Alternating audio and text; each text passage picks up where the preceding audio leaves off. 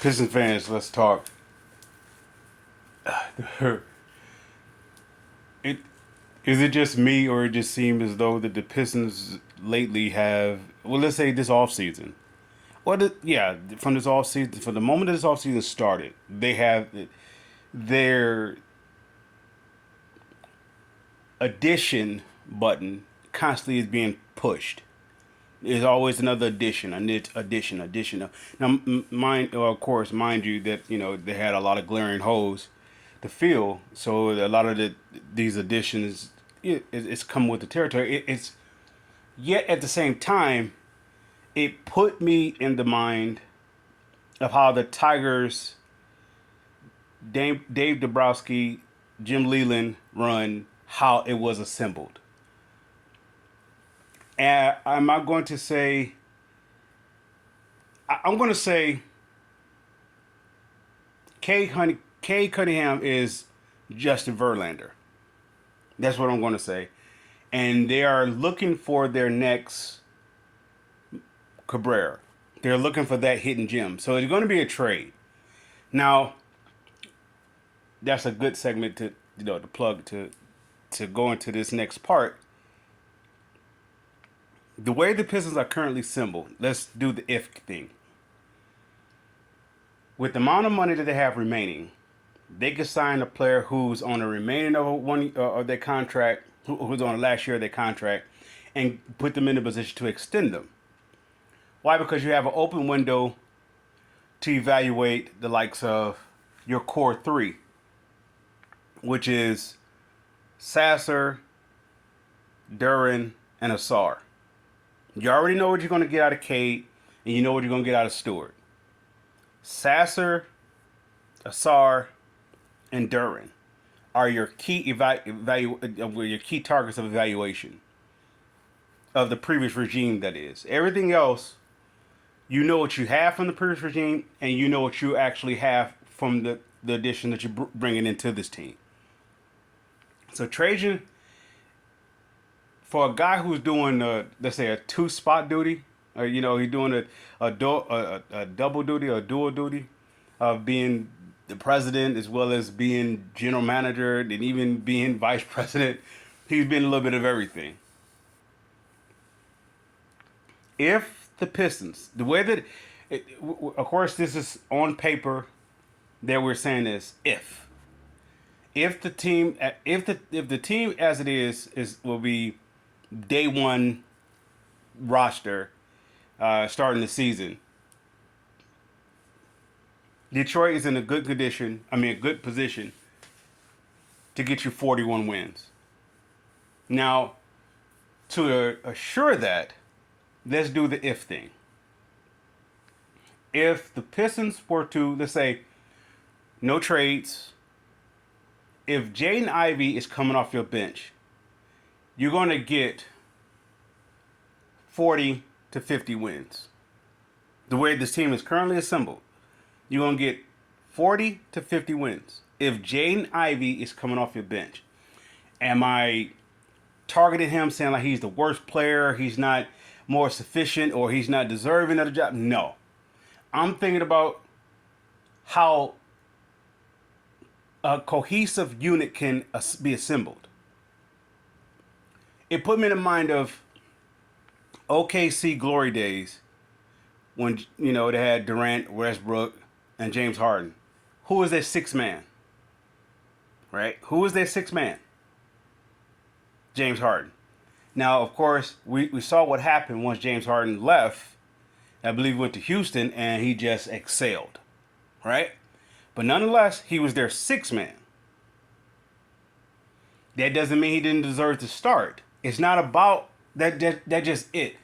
If this team could, what made the bad boys and the going to work crew so well, made them work so well, you have to throw away what you think that you are and bring to the table your assets. Don't think what you are in terms of that you are a top 25 player, you're going to work hard to be a top 25 player. None of that matters.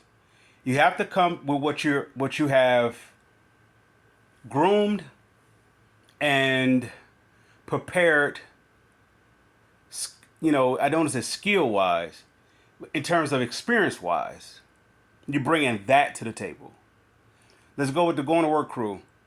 When they had the likes of Dana Barrow, Stackhouse, Michael Curry, Cliff Robinson, and Ben Wallace, tell me, how do you win 50 games? How do you win 50 games with that as your starting five? But look at your rotation. Chucky Atkins, Cordis Williamson, John Barry, Zeljko Rabatra, and I believe Damon Jones. How do you win 50 wins with that? Now, of course, I'm speaking to a older fan base when I'm speaking to the roster of that. Everything else, I don't really, it really doesn't matter. I'm talking about how the Pistons Going to Work crew was assembled. But look what was coming off their bench. But look what was in their starting lineup. And then you bring the next following year, you bring in Chauncey and Rip, right? So that means one of your starters is going to leave, which will be Stackhouse. That's how he was able to get Rip. And then Dana Barrows will no longer be there because they're replacing him with Chauncey Billups. Now, while we're targeting Chauncey Billups, because the Chauncey Billups, the Hall of Famer, wasn't the Chauncey Billups, or the MVP of the finals was not the Chauncey Billups that came to the Pistons. He could have thought that because he was like the number 3 pick in the draft. He could have thought that. Nonetheless, through his ups and downs and through his ins and outs, injuries, and shipping from one team to another team, there's no way he was the Finals MVP player the day one that he came when he entered to the Pistons. He was not that player. It could have been, let's say, it could have been buried, within him, that one day I'm going to show that guy. But when he first came in, he was not that guy. And that put me in the mind of Jaden Ivey. Jaden Ivey, according to what he's shown last year, he's not ready to start. It's not about talent. It's not about skill. It's about the experience and slowing the game down. I mean, slowing the game completely down. This is why you couldn't win with Westbrook. Westbrook couldn't slow the game down. Some players, like Allen Iverson, couldn't slow the game down. If you feared Allen Iverson, he's going to destroy you. If you fear Jaden Ivey, he will destroy you. If you don't fear him, you can beat him because the game is going too fast, and it's playing a fast pace to keep up with it. So that's why I would say why Cade and Ivy don't mesh well. You can say the same to the likes of Isaiah Thomas, Joe Dumars, Rip Hamilton, Chauncey Billups. The game had to slow down. It's an offset. It has to be a balance. When you look at Isaiah and Joe Dumars, Isaiah is a speedy. So he had to slow it down where him and Joe can mesh. And Joe had to speed it up so him and Isaiah can mesh. See how they work together. So what are we saying? If Ivy and Cade is going to be the Pistons backcourt, starting backcourt that is, Ivy going to have to slow it down. Cade going to have to speed it up. If Cade is stuck in slowing it down, Ivy is best coming off the bench. Because you're saying if we're going to start Cade, we're saying our first hit to our opponent is the jab with Cade. He's going to, let's say, pick you apart, so to speak. He's going to, I don't want to say slice you, but he's going to, I won't say methodically, he's going to just pave a way inside. He's going to carve a way inside of you. Because he's going to think the game. He's going to think it out. So it won't work with Ivy as Ivy is running into him. So let's change it to, let's say, Rip and Chauncey. Why did that work? It wouldn't have worked a couple years. Let's say before Chauncey went to Minnesota, it wouldn't have worked. Why? Because the game was still going too fast for Chauncey. and Rip was still, the game was going too fast for him. By the time they got to the Pistons, Rip was ready to slow it down. Chauncey was ready to slow it down. And so that's why it worked. If Ivy's coming in with something he has to prove, the game is still, he's going to play it the way that he played it last year. And never mind the Monty Williams not playing him. If the game was slowed down for Ivy, there's absolutely no way that Monty Williams could keep Ivy off the court. There's absolutely no way, because Monty Williams would have been fired from day one. Why? Because it would have been uproar from his showcase on the court. There was nothing to, I want to say, warrant or to support Ivy of starting last year, because the game was going too fast. If the game is slowed down for Ivy, he can start. If it doesn't slow down for him, or like in his right now, if he's going in with a chip on his shoulder, I got something to prove, or I know that I'm good, and the stuff that he would do, he's not ready. It's not about how you play Ivy. It's about how Ivy is playing. Ivy can't control how the coach is doing with him. He only control what he can control. If you got something to prove, he's out of control. That's why Westbrook have the Hall of Fame numbers per se, yet he is like a if player. He's a what if player. If he would just settle down and then worked on his jump shooting, what kind of player would he have been?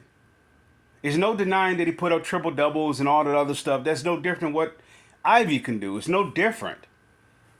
The difference of him being is the difference between Oscar Robertson triple double, Magic Johnson triple double, and Westbrook triple double. It's a totally different. Oscar Robertson and Magic Johnson triple double, and even the likes of a Jason Kidd, they win wherever they go, and they are like the front runner. You could say Kareem, you could say Lou Alcindor at the time was, he was there, yada whatever. It went as Big O went. When you look at Westbrook, no team gets better with him. When he's leading the charge, no team gets better. So I say if Ivy comes off the bench, number one, you're a loaded team. And number two, you will excel. That's of course, there's also stating that if Ivy hasn't slowed down the game yet. If you still want to be the highlight film, or still trying to prove that he's deserving to be in the number one pick of the draft, if you still got that chip on his shoulder, that it's not, some people are motivated by that type of chip, but sometimes that chip gets the best of the player, where you have so much to prove that you become out of control. Not out of control for everybody else, but out of what you can actually excel at 100%. That no opponent can stop you. You become out of that element. And if you saw that, if you looked at his game last year, you saw him do more of that than he actually played inside of his element. The game hasn't slowed down for him. So with that being said, by them doing the evaluation with him now, even though not one scrimmage, whatever case, is being documented in his offseason, he is on that list to be in. Transform. Now, I want to say go to the next part with the Duren, the Duren part of if Duren in this whole Olympic select, USA select team, whatever, they showed highlights of him dunking. None of that mean anything because he was doing it last year. He did that last year and the year before. He done that. He's a dunker. So what? Now, if they're showing clips of him showing a mid-range games, or even a low post game, not doing a one clip of him driving, getting to the basket and dunking, or him getting a steal dunking, none of that matters. If you're still doing the same thing what you was doing a year ago, or you haven't progressed. And with that being consideration, I will move on from him. Even though he can give me 20 and 20, that's the same thing what Andre Drummond was able to do. He can give me 20 and 20, but you can see the immaturity that he's not working on his game, and he didn't work on his game. That's what got him bounced around the league. Andre Drummond, that is. The immaturity. Now he's speaking on it, how immature he was. He just couldn't. It just couldn't click. So I say the same thing about Duren. With that being said, there's still value for the likes of Ivy and Duren. Now, what I would do, if I'm the Pistons, this is part of the if game, my third target of the offseason of trading for another player would be Brandon Ingram. He's like the last case scenario. It's the best situation for him if you were to recommend coming to the Pistons at a reasonable deal where it's not fleecing the Pistons, but they both are getting something from the deal. Then yeah, like I said, for the likes of, if they were asking, if New Orleans was asking, okay, give us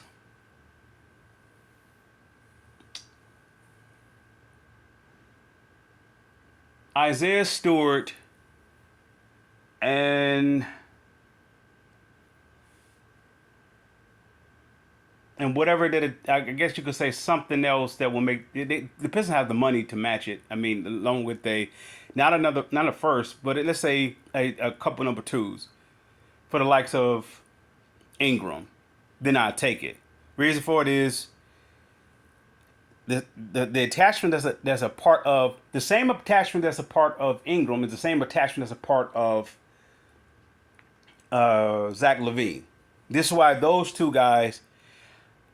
It would have for me to take on those. I would have to come out on top of those deals. In other words, I'm not saying I would have to fleece the other team. I would have to come out on top with that in a trade with dealing with those players. I would have to come out on top. Because if I take on either one of those, I'm in a lose-lose situation. Yet for those players, Detroit is a great place to be. I don't want to say bring a resurgence to their game or to the outlook or the perception of what kind of player that they are. They can really turn it around in Detroit. Yet at the same time, if I'm Detroit, you're going to have to pay me to rehabilitate your two clients. Now, the last one I will go with, and then we get ready. We dismiss. Close out. Forgive me. And it would be the likes of one or two guys. Swinging for the fence for me would be a Lauri Markkanen. That means you're talking about a few first round draft picks, maybe during Asar, maybe had to be part of that deal. And that where it becomes iffy because I really don't know about that. Because if I put Markkanen at my 4, I can go undersized. I can go undersized at my 5. I can go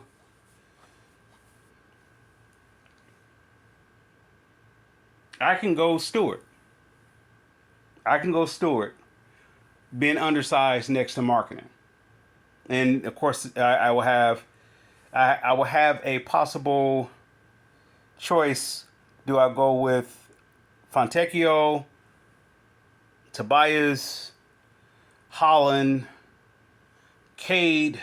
I can do anything at the 3 spot. Hardaway, I can go B. I can do it any kind of way with that. If the cost was Duren, Asar, and of course a couple draft picks, first rounders that is, I can still come out on top. I still can come out on top with that. Like I said, that will be the swing for the fences move.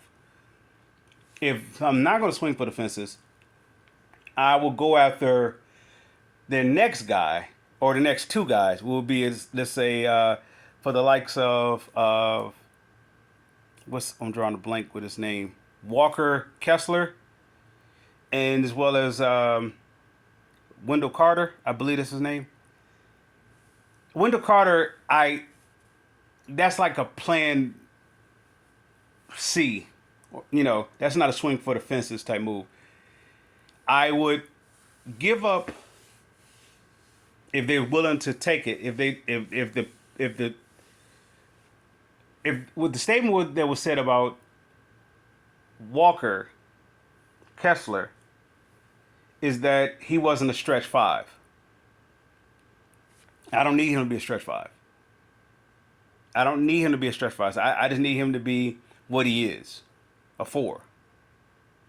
Because I could, if I even if I go, say like if the deal was if they offer me no, not offer me. If I had to give up 2 firsts to get him, oh no, not 2 firsts, a first and a couple players to get him, I'll do that move because it still doesn't.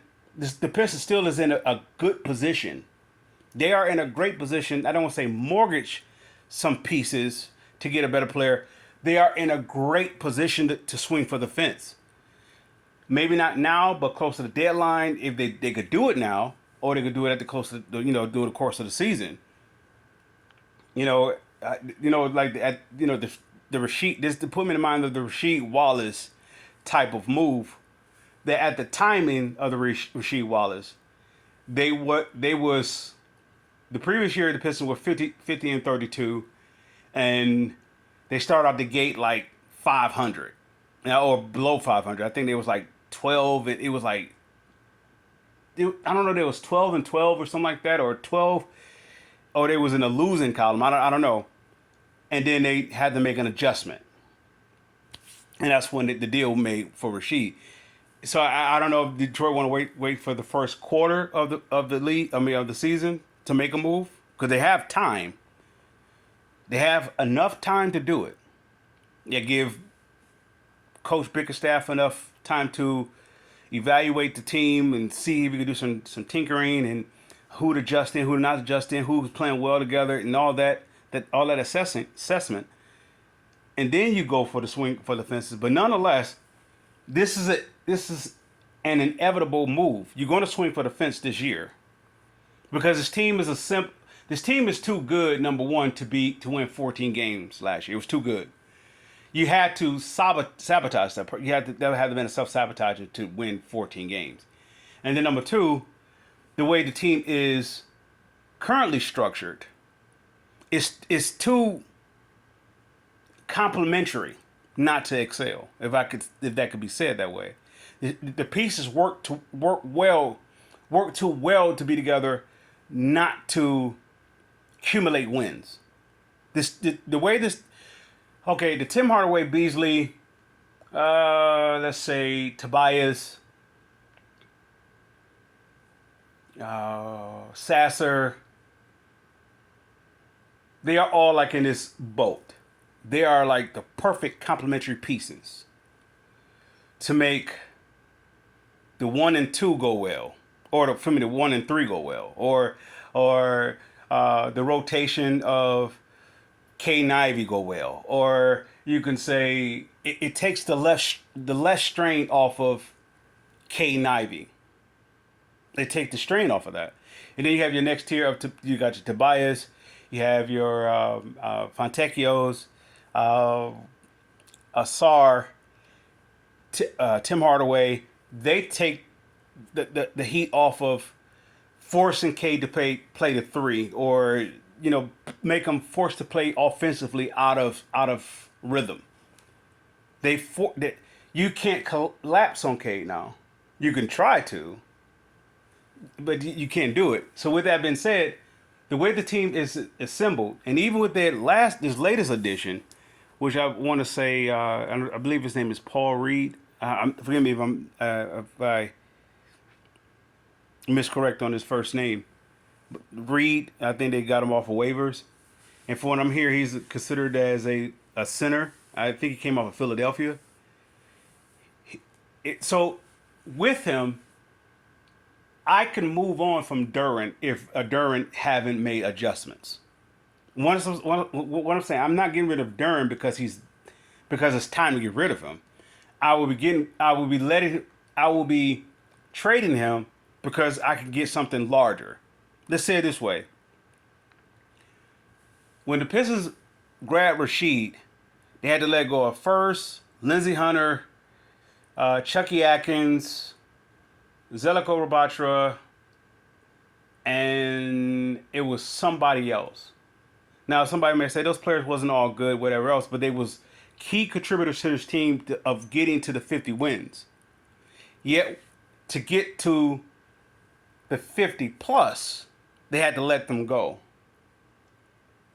So this is where I would say Isaiah Stewart may not be enough to get a Lauri, the exchange for a Lauri Markkanen.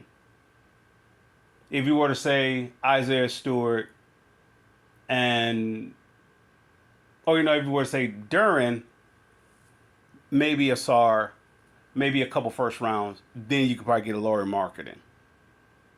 Maybe if Danny Ainge is not trying to fleece Detroit or just trying to be what he always is. Danny Ainge is weird. He's a weird guy. Always comes to mind with Danny Ainge is I see him that face-to-face moment between him and Jordan, and I think Danny Ainge was playing for Phoenix at the time, or it was that moment.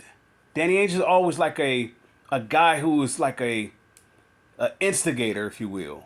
He know how to get up under your nerve and get up under your skin. So I even look at them that way when it comes to him being in office. That he's not really the most kindful person. He doesn't seem like a legit person. So with that said, he's shrewd. I won't say not kind. He's shrewd. He has that I'm gonna stab you if I can instinct in him. And so that's why I don't look at him, giving Detroit like this, where it's a 50-50 win-win or 100-100 win-win for both. He would try to milk Detroit, fleece Detroit. And I rambled on enough about that. Yet, if Detroit were to swing for the fences for a Lauri Markkanen, and it will cost you, let's say, a Sarr and Duren, I will make the move. I will, as much as I am not in favor of letting those two guys go, not for the sake of development, not because they're young, it's because of the fact they are part of this piece. They both could play a significant part to making Detroit a 40-plus win team. Yet I will sacrifice that to be a 40-plus team. Once again, with Sarr and Duren, I expect them to come in giving me 15 a game. This coming year, 15 a game. I expect them from last year to this year, even in spite of injuries and everything else, maybe some setbacks, I expect them mentally to slow the game down. So that automatically is going to, and never mind who their opponent is, it's about what they can do. If Duren is giving me double-doubles of 20 and 20 last year, then he can give me 15 a game. On an easy given. He can give me that easy. And if Sarr comes back healthy and if the game was going fast with him and he was able to, what's the word we're looking for? He was able to dictate the game as a rookie. I mean, he's going up against some elite wings and some good top scorers, and he's able to not so much shut them down, but as a rookie, it didn't come easy for them. Then I don't accept anything less than that coming into year two, because I expect the game to slow down that much more. Why? Because he doesn't have the the wide eye coming into the league where the inexperience. He has experience up on him. Not so much that he has successful experience coming within him. That's why I'm saying for him and Duren, I expect him to be a consistent 15 a night. And we're not talking about no scrappy 15. We're talking about a noticeable 15. That means that game would take the next stage. Next step. Not stage, next stage. Step. Take the next step. So with that said, I'm not highly looking forward to letting those two guys go because they are two parts of this puzzle now that is making Detroit into a contending team. The fans, even the local media fans, whatever YouTubers, y'all can't see that this team is a contender because well, I can say y'all have to wait to see it approach. Yet if you see how the pieces are complementing each other, they're not complimenting Cade, they're complementing each other. Sasser, Beasley, Hardaway, they are complementing each other. So it don't matter if they're on the floor together, there's not a let off. They're complementing each other. Say if I were to put Reed and the likes of Stewart together, they're complementing each other. If I were to put those two with Harris, they're complementing each other. If I were to put Holland, Cade, and Asar, they're complementing each other. Why to say it this way? If I have Cade and I have those two on my wings, they're crash down on Cade. The game is going to slow down for Cade now. That he's not going into the season saying that it's just me, and I have to figure out how to get my teammates involved. The teammates just come to him. You know how there's a clip that was said that he went to Fontecchio and asked him where does he want the ball. Now the players is coming to him, Cade, where do you want me to be so I can get the ball? It's a different approach. Last year, it was like a big emphasis on Cade trying to figure out how to lead a team. Now the players are more so in a position to be led of this assembly, if you guys get what I'm saying. There's absolutely no way the Pistons is going to lose. They're not going to have. Let's say this way: It's easy. This team is easily a 40+ team, 40+ win team. It's easily a 40+ win team. This how it's assembled. Not somebody may say that's on paper, but look how the players complement each other. If you were to look at the roster where that it is, and if you were to plug and play players, this is based upon experience of their personal experience. This is why I start off by saying if Ivy is coming off your bench, you are an extremely deep team. Because if he's coming off your bench, like it was said by a YouTuber, that said that he's loaded with shooters. So if he's coming downhill, he got shooters. Or if he's coming at you full speed, in your second unit coming at you full speed, that means your first unit either has to be on the court or your second unit has to be you have to be that much deep. Because Ivy is a starter, so he's coming at you. And then he has two guys that's potentially starters too, and shooters. So if he's coming down and you don't stop the ball, he's coming at you. And so I look at the likes of that, and if you were to go with, let's say, Reed with him, if you were to go with Holland with him, they complement each other. Somebody said they can't shoot. You don't have, if you play to your strength, you don't have to be what the league is. That's the Pistons way. The Pistons way has always been, we don't do what everybody else is doing. Everybody else is going to do what we're doing. It's a mental game. When it comes to Detroit, Detroit has to play a mental game. They can't beat us. Let's say it this way. Is there any way in any league or any situation that Bill Laimbeer has a chance to go up against Kareem Abdul-Jabbar? Has a chance to go up against Robert Parrish? Now I'm speaking to that generation, that's aware of that. Is there any way? Oh, let's say it this way. Is there any way in any time or fashion that Ben Wallace has a chance to go up against the likes of Akeem Olajuwon, David Robinson, Patrick Ewing, Shaquille O'Neal? Just that alone. Now you can say those players they was declining. Shaquille maybe with the exception. Let's say Tim Duncan was on the other side too. How does a guy who's 6'8", 6'9", dictate, dominate the game over those guys. How is that possible? Shaq is 7'1", 500 pounds. Ben Wallace is 6'8", 6'9", but dominating the game. It's a mental approach. If your leader, if K goes in defeated, which I seen him do last year, this is why I couldn't get behind him being the face of the franchise. He always came in defeated. So when they won that, they broke the streak, and he said he wanted to cry, whatever the case may be. I can't look at him as my leader, because you saw us as a failing team. That's not a victory, to me. Ben Wallace, Isaiah Thomas came in when this franchise was at its lowest. At its lowest. And they still didn't, they had like this, I'm coming to get you. And that, it just sprinkled to the rest of the roster. We're coming to get you. And I want to say, there's no way that Bill Laimbeer have a chance to go against Kareem Abdul-Jabbar. There's no chance. There's no way that Ben Wallace has a chance against Shaquille O'Neal. There's absolutely no way. But how did we win those series? They believe that they can beat them. They're not as talented. They're not as,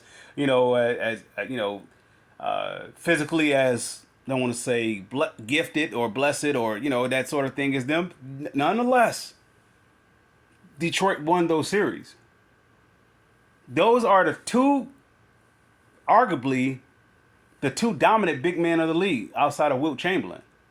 You have Shaquille O'Neal and you have Kareem Abdul-Jabbar, and you have the Pistons centers at two undersized guys. But we went into both of those series sweeping them. So, what I'm saying about that is, the Pistons has always done it their way. But yet they have to come in with the mental approach that nobody can beat us. That's the beauty about Detroit. I don't know what's covering over Detroit now, or has been coming up for the past 20 plus years. But the beautiful thing about Detroit, no matter what you do to Detroit, you can't mentally destroy us.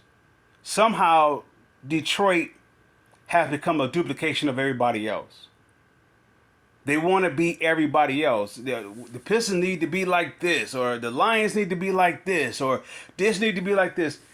Detroit has always won when they have always done it their way. This is why the Lions can't win. If they're going to do it, the Lions still have to find their identity. They never had one. You can say the 91 year, that's where that Barry Sanders run and shoot, that was established then, and they're reestablishing that now. Yet they still didn't win. The farthest they went in that 91 run is as far as they are now. So if I am a Lions fan, if I was a Lions fan, there's absolutely no way I can let off on this organization. I demand you to get me to a Super Bowl, because you've done this before. Getting to the NFC title games is not enough. If the fans are content with what they did with the roster, I want to say that this team gonna have to overachieve to get to the Super Bowl. Either there's gonna have to be some sabotaging, of the NFL to get the Lions to the Super Bowl. The way this team is currently assembled, the Lions can't get to the Super Bowl unless they overachieve. They're not good enough yet. They didn't do anything to get them over the top. They did enough to stay at status quo. At the very best, to get them to the NFC game. They didn't do enough to get to the Super Bowl. They do what the Detroit teams of the past would do. We do enough just to put the fans in the seats. Do just enough. But we don't do more than enough to win. But I know I jumped off, and let's get back on to the subject. The Pistons are at the if point. You can swing for the fence now, but at some point of this season, the Pistons is going to swing for that fence. I don't know if it will be too late for Lauri Markkanen, because I think he have till August 6th to see if he's going to extend or not. and there's too many teams sniffing around for him. So if I'm the Pistons, you're gonna have to overpay to deal with Danny Ainge. You're gonna have to overpay to get the likes of a Larry Marketing. Yeah, if I have Marketing and Cade, I have enough. I have enough. Even if I'm losing Duran, Asar, and Ivy, I have enough just with those two. I have enough. And I would say a lesser factor would that be, because if I lose those other two, I still can make a trade for another key contributor. Once again, I'm not looking for Tobias to be my top two contributor. I'm looking for him to be my third contributor.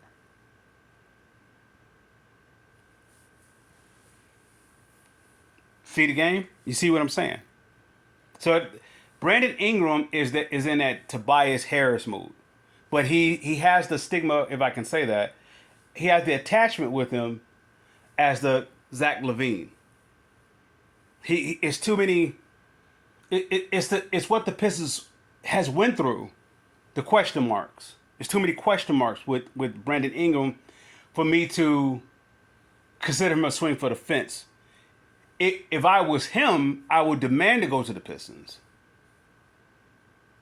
I would demand, because it's a win-win situation for him if he were to came to the Pistons. Not because I'm not saying it because take a biased perspective. I'm saying for his game to be refurbished, if you will, and it's the perfect interviewing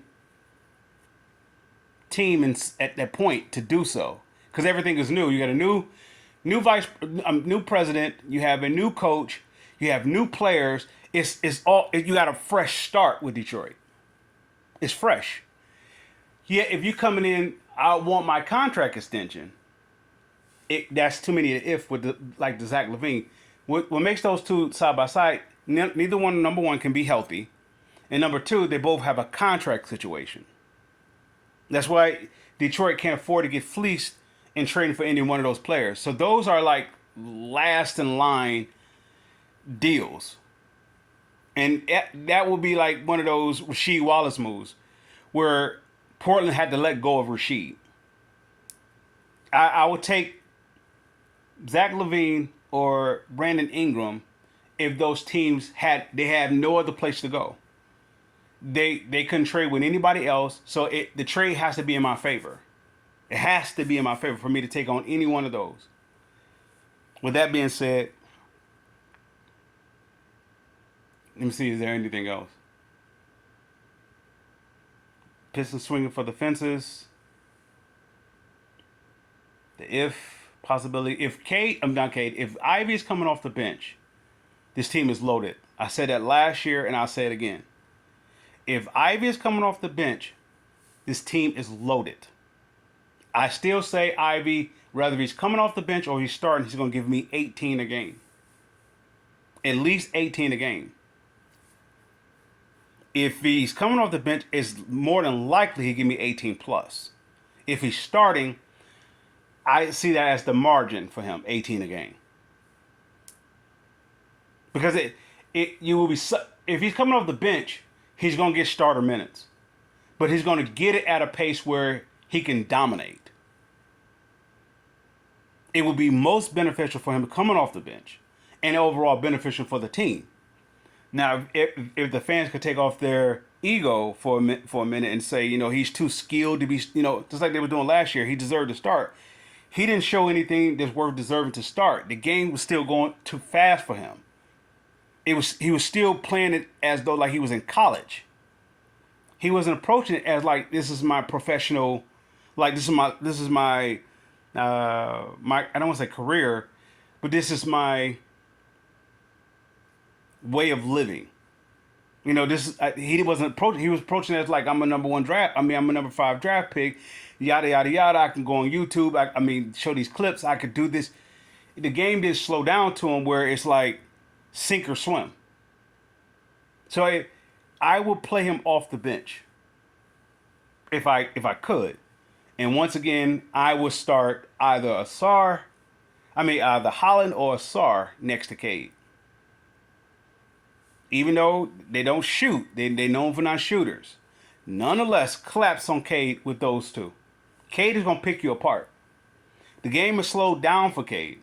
The game is he's gonna pick you apart. He's gonna now because he has options now versus last year or his first year or whatever the case may be. He has options. He's gonna pick you apart. Now I can conclude with that. Pistons fans, I salute.